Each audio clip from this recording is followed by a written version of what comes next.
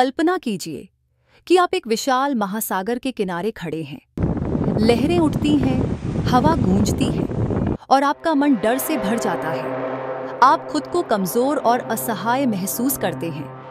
यह स्थिति हनुमान की कहानी से अलग नहीं है, जो अपने भीतर की शक्ति को भूल गए थे। लेकिन जब जांबवंत ने उन्हें उनकी छिपी हुई शक्ति का एहसास कराया, तो वही हनुमान एक महासागर को पार कर गए। यह सिर्फ एक कथा नहीं है, बल्कि हमारी कहानी भी है। आज की तेज रफ्तार जिंदगी में तनाव, भय और संदेह हमें हमारी असली ताकत से दूर कर देते हैं। लेकिन आयुर्वेद, यह प्राचीन भारतीय जीवन विज्ञान, हमें हमारी खोई हुई शक्ति को दोबारा पाने का मार्ग दिखाता है। आयुर्वेद केवल एक चिकित्सा प्रणाली नहीं है, यह एक जीवन शैली है।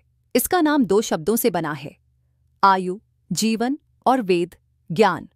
यह मनस, शरीर और आत्मा के संतुलन को स्वास्थ्य मानता है। शरीरेंद्रिय सत्वात्म संयोगो धार्यतेयो। जीवन शरीर, इंद्रियों, मन और आत्मा का सामंजस्य है।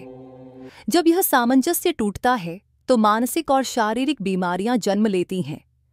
आयुर्वेद इसे राजस, अशांति, और तमस, जड़ता, जैसे मानसिक दोषों का परिणाम मानता है। आयुर्वेद के 3 उपचार पथ। आयुर्वेद 3 प्रमुख उपचार पद्धतियों के माध्यम से स्वास्थ्य प्राप्त करता है। युक्तिव्यपाश्रय चिकित्सा, तर्क आधारित चिकित्सा। यह पद्धति शारीरिक दोषों को संतुलित करने पर केंद्रित है। इसमें आहार, औषधियों और पंचकर्म जैसी विधियों का उपयोग होता है।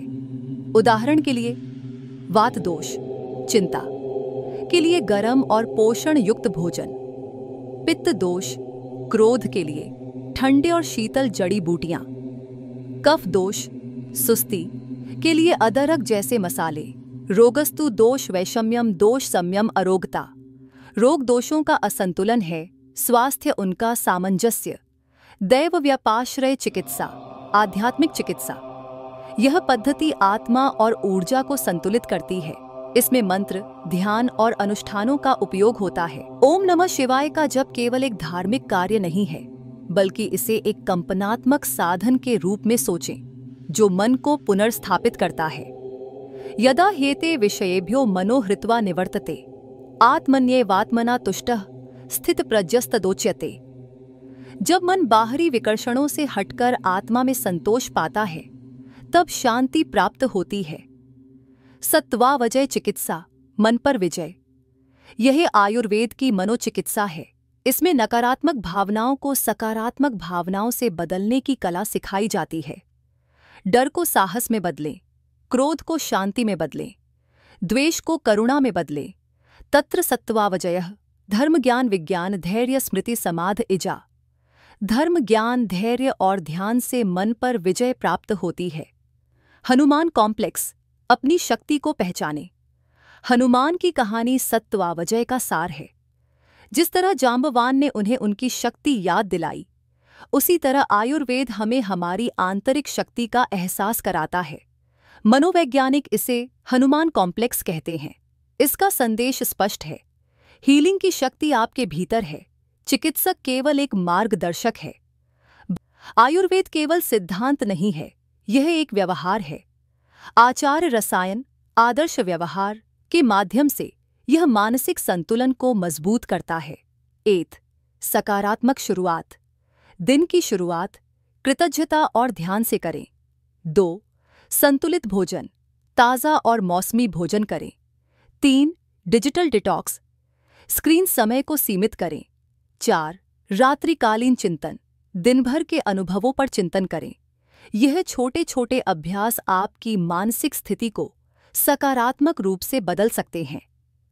साइकोवेद, प्राचीन और आधुनिक का संगम। जब आप आयुर्वेद की गहराई को आधुनिक मनोचिकित्सा से जोड़ते हैं, तो एक नई पद्धति उभरती है। साइकोवेद यह सिखाता है भावनाओं का प्रभाव कैसे समझें, पर्यावरण और जीवन शैली का मानसिक स्वास्थ्य पर असर, तनाव और चिंता से निपटने के व्यावहारिक उपकरण। यह केवल उपचार नहीं, बल्कि एक रूपांतरण है। एक बार एक युवक ने ऋषि से कहा, मेरा मन बेचैन है।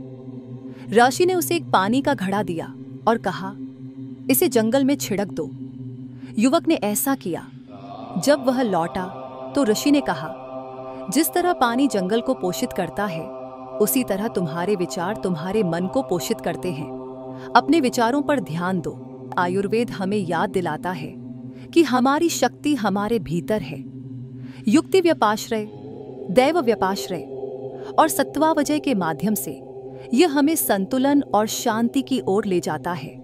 तो क्या आप पहला कदम उठाने के लिए तैयार हैं? आज से एक आयुर्वेदिक अभ्यास अपनाएं। एक मंत्र, एक शांत भोजन या एक कृतज्ञता का क्षण, और देखें कि यह आपकी ऊर्जा को कैसे बदलता है। क्योंकि उपचार की शक्ति पहले से ही आपके भीतर है, आपको बस इसे याद करना है। और आयुर्वेद के ऐसे और अद्भुत रहस्यों को जानने के लिए वाइटलिटी वेदाज को सब्सक्राइब करें।